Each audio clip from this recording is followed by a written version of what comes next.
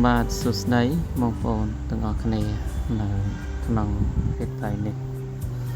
ផងដែរនេះគឺផ្លែឈើដែលយើងរៀបចំសម្រាប់ដាក់នៅលើអាសនៈក្រុងវេលី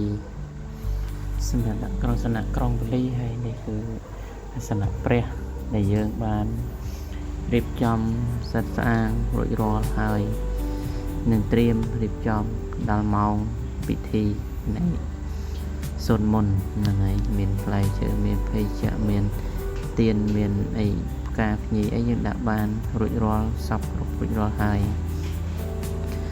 នេះដែរគឺខាងមុនគឺយើងឃើញមានផ្លែឈើសម្រាប់ដាក់នៅក្រោមនៅឡើយតែពេលនេះគឺយើងរៀបចំដាក់នៅលើអាសនៈក្រុងពលីរួចរាល់ហើយមានផ្កាមានអីនិយាយរួមទៅរៀបចំរួចរាល់ហើយមួយសេតសម្រាប់រៀបចំពិធីបុណ្យចម្រើនវិជននៅពេលព្រឹកកម្មវិធីតែពេលព្រឹកឯងបងប្អូនតែរៀបចំនេះគឺបងឃើញក្បាលវីដេអូខាងដើមនេះគឺដៃយកហើយនេះគឺយើងបានរៀបចំរួចរាល់ថាបាន 90% យើងមិនទាន់បាន 100% ទេព្រោះយើងនៅខ្វះតោខ្វះអីសម្រាប់ដាក់សាកដកសាកអីទៀតតែខាងអក្សរខាងអីគឺយើងរៀបចំបាត់រួចរាល់ហើយអស់ហើយព្រមអេក្រារួចរាល់ហើយកន្លែងស្រោចទឹកអីរួចរាល់អស់នៅខ្វះតែម្យ៉ាងទេគឺតោហើយនេះគឺដំណើរដល់ពេលដំណើរការកម្មវិធីគឺលោកចាបានដឹកនាំពិធីក្រុងពលីសុំទឹកសុំដីដើម្បីធ្វើពិធីបុណ្យចម្រើនវិជនកតញ្ញូកតវេទី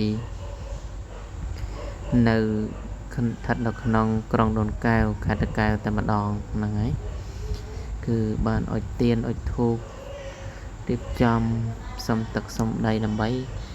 យើងធ្វើបុណ្យហើយនេះគឺលោកអាចារ្យកំពុងតែសូត្រធម៌មកមានញឹកប៉ុន្តែខ្ញុំអត់បានដាក់សំឡេងទេ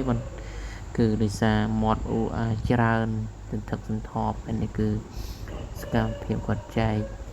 សម្រាប់បាចពរជ័យទៅដល់ស្ដេចក្រុងពលីហ្នឹងហើយសូមពរជ័យពីស្ដេចក្រុងពលីដើម្បីយើងធ្វើបុណ្យមួយតតែយើងសុំម្ចាស់ទឹកម្ចាស់ដីស្ដេចក្រុងពលីទៅបានយើងធ្វើបុណ្យទៅបានសុខបានចម្រើនហ្នឹងហើយ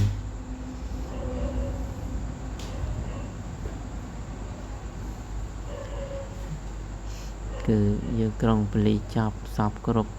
រួចរាល់អស់ហើយគឺយើងបែរភ័ក្រមកដើម្បីប្រសង់សូត្រមន្តហ្នឹងហើយប្រសង់សូត្រមន្តមានចំនួន7ព្រះអង្គដែលសូត្រមន្តក្នុងពិធីបុណ្យហ្នឹងហើយគឺវីដេអូគឺយើងមានតែប៉ុណ្ណេះទេដើម្បីចែកជូនបងប្អូនទស្សនាហើយបើបងប្អូនចង់បានលេខទូរស័ព្ទដើម្បីរៀបចំកម្មវិធីបុណ្យក៏មានដែរអាចខមមិនខាងក្រោមបាន